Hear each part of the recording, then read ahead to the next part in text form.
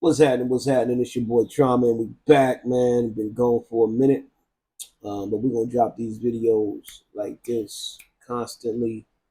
Everybody talking about it. Shedeur Sanders. We knew what happened during the draft was a debacle. We knew it was collusion. We'll call it what it is. But for whatever reason, the owner Jimmy Haslam decided to draft him. So we're gonna say this. We're gonna get this out the way right now. I know Haslam came out and said, "Hey, it was the GM, idea to draft Shedeur," which we saw that video or that footage, and it didn't look like the head coach, the GM, none of the staff was excited to draft Shedeur. But I do believe the one reason they drafted Shedeur, at the end of the day, the NFL is a business, and the business say draft Shedeur. Whether the coaches and the GM and the owner didn't want his father around, which I didn't think that was going to happen anyway. But they drafted Shedeur for the business. We know how much money he gonna bring in and just interest. And if you didn't believe me, look at the tickets of the game, the preseason game. They were $12, $15 before they announced Shedeur Sanders was gonna start. Once they announced that, the prices went up to $100, $150. So the Browns understand business like every other owner do. So I believe that was one of the motivating reasons to draft him, which is also one of the reasons I don't think they'll trade him. I hope they trade him. For his sake, I hope he gets traded. I hope he gets to go somewhere where the coaches really like him. And let me say this out, get this out the way now. Just because the league was in collusion when not drafting him, I do believe there was some coaches or some GMs who really liked him. But when you part of the Shield, the good old boys, you go with the program. So that's why I think a lot of people didn't even want to look at it. And if it wasn't for Cleveland, I was saying that during the draft, he would have went undrafted just to make a point. And that's unheard of for a talent like his. So I don't believe they'll trade him, but I pray to God every night when I pray, every morning, that I get traded to a team that's going to really coach him up, because he still needs some coaching. Let's not get it twisted. But I pray you go to a team that's just culturally want to see him succeed. I don't believe that's Cleveland. I don't believe Cleveland know what Cleveland wants. The owner went and gave Deshaun Watson $1 billion. He's sitting on the sideline like this. You know what I mean? So, but again, I hope that they trade him. I don't believe they'll trade him because of the business aspect. He generates more interest than anybody on that team outside of Myles Garrett, and we can arguably say he does more than that. But to get to the point of him and Gabriel, and I'm not one of the ones on YouTube, been a football player, have family members in the NFL, know some NFL players. I am not one to say, hey, look at this one preseason game and now he's the starter. That ain't the case. Not for me. But I will say this. He better than Gabriel before the draft, during the draft, and after the draft. And every skill that Shedeur has outside of throwing the ball, every coach, GM, athletic trainer, scouting department, you can go back in history. They want every quarterback to be accurate, to have no off the field problems, to be a leader among men. That's what Shedeur has. If you look at Shedeur completion percentage, from Jackson to Colorado to the little preseason to the preseason, he's about 70%. The numbers don't lie. Gabriel's a little below that. And another thing that just drives me crazy when it comes to the comparison, I'm not going to compare him to Joe Flacco. Joe Flacco was a Super Bowl winning quarterback, although he 105. Kenny Pickett, I wasn't high on Kenny Pickett when he came out. Still ain't high on Kenny Pickett. He can throw a nice ball. But however, let me get to the point. If you look at Shedeur Sanders and Dylan Gabriel, they went head to head in college. All the hype about Dylan Gabriel is a machine. He's a computer. He's this, pre-snap, blah, blah, blah. His offense had no reads in it. He had one read.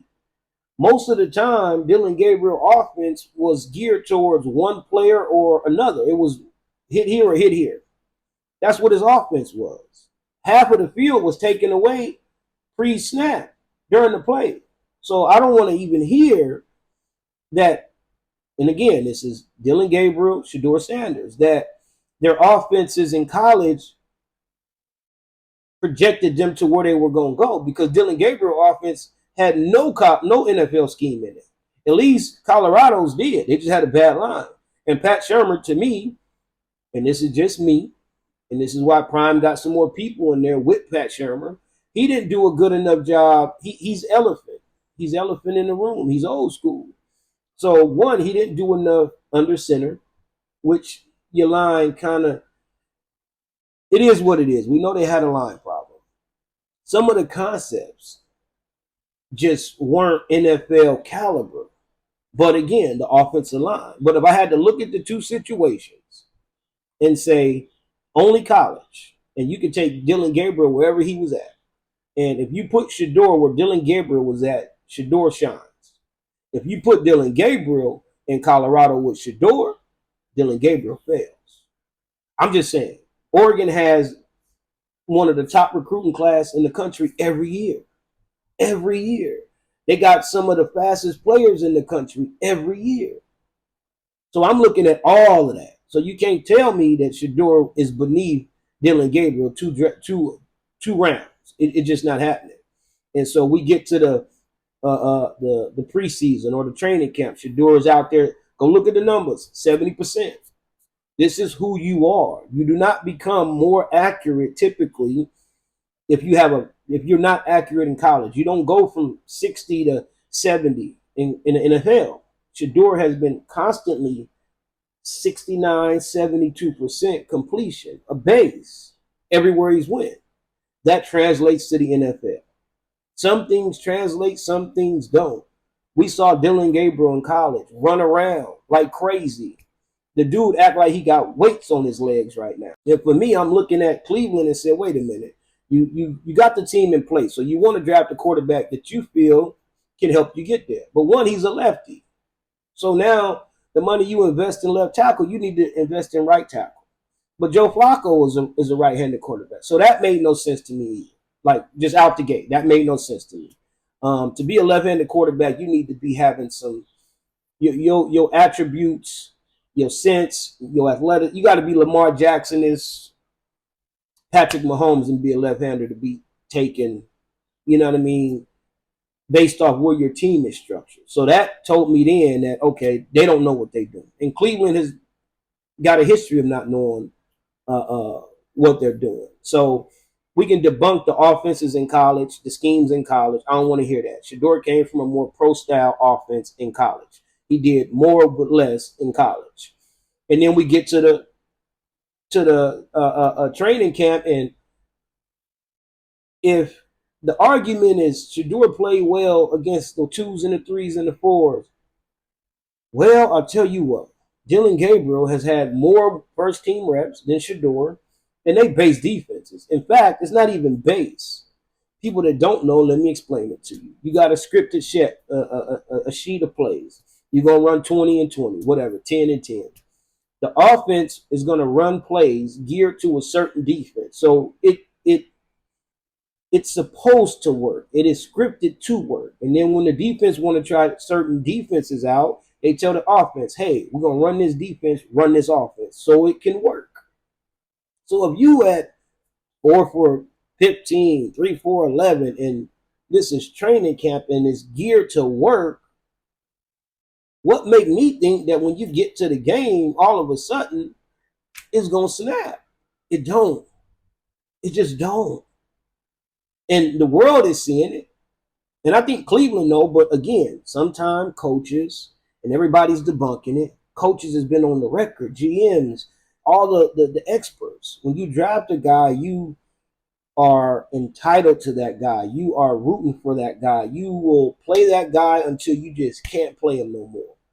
because the owner come out and say, we ain't doing it, we losing. You die by that player. And Stefanski is going to die by Dylan Gabriel. That GM is going to die by Dylan Gabriel. And I love that the owner came out and said, hey, it wasn't my decision to draft him. And maybe it wasn't. Let's just, for in giggles, we're going to say it was the GM, Barry. Salute to you, Barry, for seeing through Stefanski and the owner. Because that's going, whoever drafted SHEDEUR, and you mark my word, whoever was the man that pounded the table, that said, go get SHEDEUR, is going to be the person that's there next year. So if that's the GM going to be there. And if the GM and the coach is gone, it was the owner who made the call. He just came out and said it because everybody was talking about the video and the picture of the GM and the head coach looking like when they drafted him. So he's trying to, and I get it. You know, you a team, you don't want the leaks to get out. So you say, nah, he drafted him. But let this go off rail and they have a terrible season. And then SHEDEUR come in and balls. That owner going to do Jerry Jones and say, oh, I drafted him. You know what I mean? The other thing that ain't nobody talking about is when the lights is on biggest, who shines the most? Diamonds shine. You can't coach it. You can't teach it. You can't. SHEDEUR has been that. He's grown into that. His father is that. He's that. If any other quarterback the last 40, 50 years had that attribute, every GM would be raving about it. He's a leader. He shines when the lights is on. He's accurate. This is what they thrive on with other quarterbacks. With SHEDEUR, it's an afterthought. But we saw in the preseason game what happened. He come out there with the first team defense against him with the second and third string players, and he dropping dimes. Now let me say this, because I'm going to get the pushback. I know SHEDEUR still needs help. He still needs to learn the offense. Every rookie does. He still holds the ball too long sometimes. He still, for example, certain plays where you got a shell on one side, a man on the other, you know, from the safety, he'll look at this side instead of the off man. The off man going to be the easiest completion because that safety is 10, 15 yards away. So it's little minute details that he has to get better with. And he's going to do that. The only way you get better is with reps. So I'm not worried about that. But what I've seen already and what I know already, watching him in Colorado, watching him in Jackson, and this is not SHEDEUR versus Flacco. Or I can say Kenny Pickett, but not Flacco. I'm not going to say Flacco. He's a Super Bowl winning quarterback. SHEDEUR Sanders is better than Dylan Gabriel, and he has a higher ceiling than Kenny Pickett. We always talk about the ceiling. People draft Richardson, Drake May, Daniel Jones, Trey Lance. All these quarterbacks has been drafted. All of these quarterbacks has been drafted first, second round, top picks because of potential. I'll tell you what, none of them had. None of them had the wow factor when the lights is on more than SHEDEUR. None of them. Not Drake, not Richardson, not Daniel Jones, not Carson Wentz, not Trey. None of them had the when the lights is on, I'm a ball out more than SHEDEUR. None of them was more accurate in college than SHEDEUR. None of them. None of them did more with less than SHEDEUR. But when all those guys came out, the potential, they're athletic, they have a big arm, all of these other things that don't always translate to the NFL. It doesn't stop GMs from drafting them. Where is Daniel Jones? Richardson is out. Carson Wentz, Trey Lance. Where are they? Go back to Tim Tebow. There's plenty of other quarterbacks off the top of my head that I just can't think of that had a wow factor or had the ability, the potential. And they got drafted on potential. Potential. But none of them had the attributes that everybody talk about when drafting a quarterback. Every quarterback must have. I had a quarterback with accuracy. He was a leader and he shined and we would draft him. Now you have one. But the whole league didn't want to draft him. The whole NFL passed on SHEDEUR. And I hope he get traded again so he can go somewhere and shine. But I don't think Cleveland will. So you ask, who do they keep? I think they keep Joe Flacco. I think they keep Dylan Gabriel. My honest opinion. And I think they keep SHEDEUR just because. But I don't believe that the Cleveland Browns really want to win this year. And I'm going to tell you what they should have did. This is just my opinion. And this is not looking at how the draft unfolded, but I'm going to tell you. The Cleveland Browns should have sat there and drafted SHEDEUR. Well, I'm sorry, drafted Travis Hunter. They should have came back and drafted SHEDEUR. What that does is, one, for the coaches and the GM, it gives you some time to work this out. But one, it gives you the hype and the sales even more than just SHEDEUR with Travis Hunter. You will fill the seats with fans. Business, number one. Number two, you have a familiar target with SHEDEUR in the discussion, right? They don't need to, you can bring him along. They're going to have that connection. It'll take them 2 days to get back on the connection if SHEDEUR didn't start, right? Number three, you got Travis Hunter that can play both sides of the ball. So you upgrade your DB position, you upgrade your wide receiver position. Game to game if you want. So that's three reasons that you should have stayed put, drafted Travis Hunter, and drafted SHEDEUR. There was no need to draft Dylan Gabriel unless you were in love with him. But if you were that in love with him, then you should have drafted him higher than that. Period. There was no reason to do this, to take two quarterbacks, third and fifth round. It just made no sense. But again, the Cleveland Browns never make sense. So I don't believe, from owner to GM to head coach, I don't believe any of them are in sync with what they want to do. I don't believe it. I'll tell you this.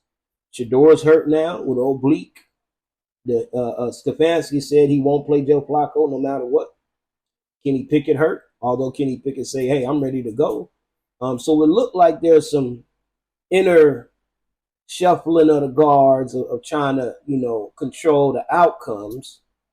My opinion, not my opinion, based off what I'm seeing, they may try to trade Kenny Pickett. The reason they're not letting him play to potentially get hurt again. That's an option.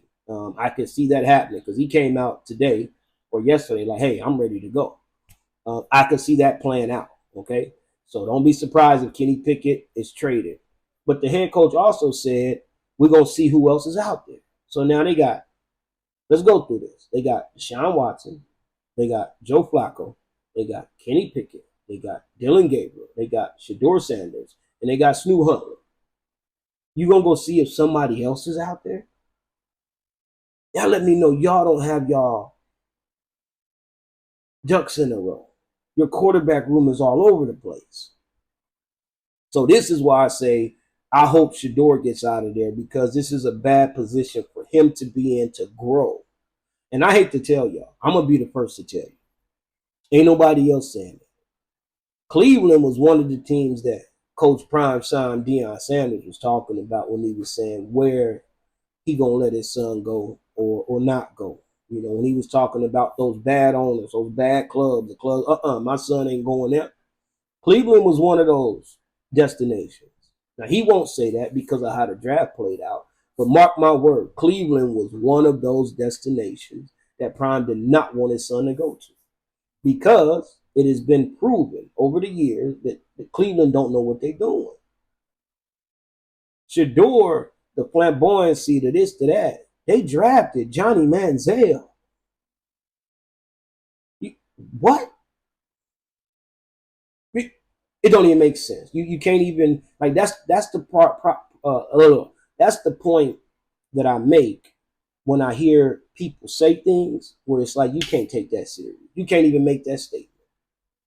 You took Johnny Manziel, who had off the field issues, allegations of assault, partying, drinking, but the potential. Then you draft Baker Mayfield. He was cocky. So you see a pattern of you can be cocky and flamboyant and this and that when you don't look like SHEDEUR Sanders or Lamar Jackson. So the discrepancy in what they look for and what they want and what they'll accept, it from year to year, race to race, height to height, arm to arm, it differentiates. So they say this year, they say this year. So again, I hope he get to go somewhere that's beneficial to him, that'll help him grow, because he still needs to grow. But I am a believer in the only way you're going to grow is to be getting the reps. I played ball, have family members in the pros, know a lot of people that went to the pros. The reps is what gets you there, and I just hope he get to go to a team that's going to allow him to thrive. I'm a Raider fan, and I was destroyed when we passed on SHEDEUR. Not because Gentry is not a great pick. To me, he's the Marshawn Lynch. Shout out Beast Mode. He Marshawn Lynch 2.0. I played against Marshawn in high school. Solid dude. Solid dude. To me, Gentry is that level of a talent right now. So I'm not mad at that. But we do know that you don't go anywhere without a quarterback. And for Tom Brady to be on the team as a part owner, and to come out and say, man, I didn't have no say so, man, Tom, I lost all respect for you. You groom this dude, you coach this dude, you aligned yourself with this dude. Maybe it was because of the hype, because of you wanted to stay relevant. I don't know. But you had to say no to draft him. And then now we stuck with Geno Smith, who looked just like whatever. And the Raiders have this same type problem that Cleveland has, where we got rid of Josh McDaniels because he tried to bring the Patriots over. And now we got Pete Carroll bringing the Seahawks over. Jamal Adams. It just, Geno Smith. It's the same. It's the same mojo. So again, man, Cleveland, I'm over the whole, every press conference is something else. And let me say this too. I'm not one to think that one game he should jump to a starter. I'm not saying that. But if you listen to Stefanski, it don't sound like they're going to play Flacco. I'm telling y'all, if they don't play Kenny Pickett, they're going to end up trading him. That's why they're not playing him, which I think they should just say and, get off the horse about it. And then 3, I don't believe they're going to play Dylan Gabriel, because this is the position that Cleveland is in right now. The reporter, Katie, whatever her name is, she is the extension for the head coach. She's the puppet. She's the groomer. Any information she get comes directly from the head coach. So the head coach been trying to push this whole SHEDEUR is not picking up the offense, to pre-snap this. Dylan Gabriel is light speeds ahead. He's, Steve Jobs. It looked like I'm not gonna say it, but Dylan Gabriel, from the base, joint practices, and training camp, if he's so far ahead, you ain't going 3 for 14. I'm sorry. You're just not happening. So the narrative that they've been trying to push to Mary Kay, I just think is not accurate. And SHEDEUR went out there, and Stefanski and the Browns decided to not play any starters, basically, to say, hey, here's your chance, let them go with the backups, which I get. But I can almost guarantee you, if Dylan Gabriel would have started that game, he would have had a couple receivers or somebody for the ones out there playing with him. But SHEDEUR went out there and had a good outing. Now, he needed some throws back, the overthrow. He scrambled to the right and threw it short. So it was a couple plays that, I wish he would have, got the ball out. Tom Brady-esque, just take what they give you, but that's going to come. But they got a problem because, and it sound like they're not going to play Dylan Gabriel to protect their investment, their 3rd round. We've been telling you he's so smart. But if they play him, this is the problem. If they play Dylan Gabriel and he goes out there, and I'm not going to even speculate, if he goes out there and look like who he is, who we've seen in training camp, they're going to have some problems because it's going to say, wait a minute, SHEDEUR went out there with the 2s and 3s against the #1 defense in the beginning and played well. Dillon Gabriel's going out there with the same or at least better, and he's what he's been.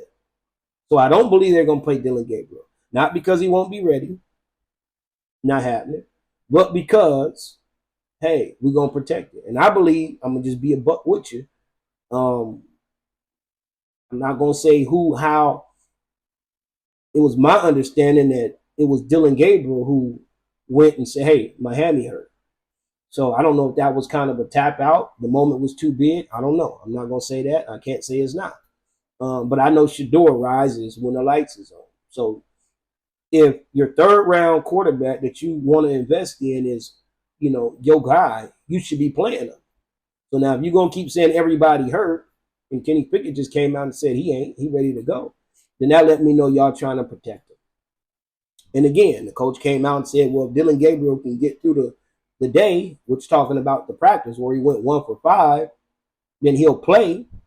So he can't be light years ahead of everybody else, or at least SHEDEUR. If today you coming out saying, hey, if he can get through the day, he'll play. So it sounds like to me, SHEDEUR has already been ahead. Y'all just been holding him back with the reps y'all giving him. And even some of them plays, that 4th and 1 play, we look at it, SHEDEUR, I think he went back and threw it away, but that's a bad play call. You don't call that on 4th and 1. You don't call it. They call it a stick and a stick out or something. Like you instantly, we call it a shadow, straight outs. Here, quick slants, a post, something. Like it got to be quick route, rub routes, drags. You want to help them out. So plays like that, I don't even put that on SHEDEUR. That's a bad play call, 4th and 1, where you are in the field. So it's been what it looks like. It's been a lot of holding back of not just SHEDEUR either. I'm not one of those ones that's, y'all setting them up to fail, which I believe y'all are holding them back. But now Kenny Pickett coming out saying the same kind of thing without saying it. So of course Dillon Gabriel not gonna say it because he know y'all in his pocket. You know what I mean? And I don't believe Dillon Gabriel care about getting on the field and showing the world what he made of anyway. I don't think he got no more confidence. I think he's shot. I think he's gonna look flustered. But I guarantee you this, and if Dillon Gabriel plays, mark my word, he will have better offensive plays. He will have better offensive players. And so when we see that, then that's when we come back and say, wait a minute, this don't look equal. SHEDEUR didn't get that. But we know what it is now. We saw it in the draft. All the owners, I don't care what y'all say, y'all know what time it is. And shout out to SHEDEUR. If the deal is right, his contract, and they saying that's the reason he dropped because of his agent put in the contract that he wanted to, be compensated for who he is, his name, image, and likeness in the pros, I think is beautiful. But if that's the reason, oh well. Get your money, young fella. I will say this, you are right to do that because if you look at the preseason game, it was one of the most viewed preseason games. And if you needed further evidence, the Browns tickets were $12-15 before they announced you as a starter. Once they announced you, they jumped up to $100-150. So if an owner and a club can market and make money off of a athlete's name and image and height, why can't the player? So yeah, man, shout out to SHEDEUR, man. We know you can ball. We know what you made of. We know you're accurate. We know you a leader among men. We know when the lights come on, you don't shrink, you rise to the top. Keep your head down, man. But I'm praying to God that his will be done, number one, but that you go somewhere, man, where you can get some real reps, where you can go and get some real love, and you can go get some real support from a team. And I'm not saying the players on the Browns aren't rocking with SHEDEUR. Myles Garrett, Judy, they respect him. They respect the work. They respect that he's trying. It's going to be a matter of time. I give it 4 weeks before the players in that locker room start saying, hey, we ain't about to We ain't tanking. We ain't talking about Arch Manning. And I think that's what the Browns is kind of looking towards. But them players right there right now want to win. So it ain't going to take long for them players to start saying, hey, we need to make a change. And so I do believe SHEDEUR will get his opportunity. I don't know if it's in Cleveland. I do believe, again, that they're not going to trade him because of the business side of it. They can make more money, which is also why I'm so glad that if it's true, he put in his contract that he's getting some of that money from them jersey sales and anything else with his name on it, because the team is profiting off of him. Why can't he profit off the team? So till next time, I'm your boy Trauma, and you know what time it is. Super Bowl money. You got the payment. Super Bowl money. You got the payment. Super Bowl money. You got the payment. Super Bowl money.